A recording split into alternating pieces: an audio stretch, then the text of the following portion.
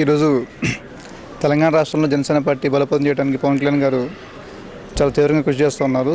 ఇక్కడ కార్యకర్తలు చూపిస్తున్న ఇంట్రెస్ట్ అయినా చూసి ఆయనకు కూడా చాలా ఉత్తేజం వస్తుంది. రోజు రోజుకి తెలంగాణలో పార్టీని బలోపేతం చేయాలని చెప్పేసి.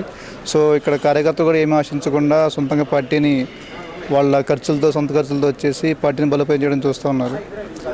రానున్న రోజుల్లో జనసేన పార్టీ తెలంగాణ చాలా కీలకంగా ఉంది.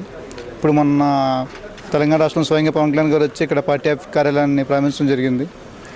సో చేరికలు కూడా కొత్త కొంచెం రాష్ట్ర నాయకులందరూ కూడా పార్టీలో జాయిన్ అవుతూ ఉన్నారు.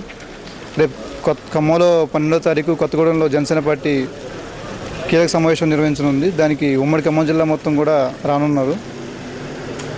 సో ఈ కార్యక్రమానికి ఖమ్మం జిల్లా వ్యాప్తంగా ఉన్నటువంటి జనసేన అభిమానులు, పార్టీ నాయకులంతా కూడా రాష్ట్ర వ్యాప్తంగా అందరూ కూడా వచ్చేసి ఈ కార్యక్రమాన్ని విజయవంతం చేస్తారని కోరుకుంటా ఉన్నాం.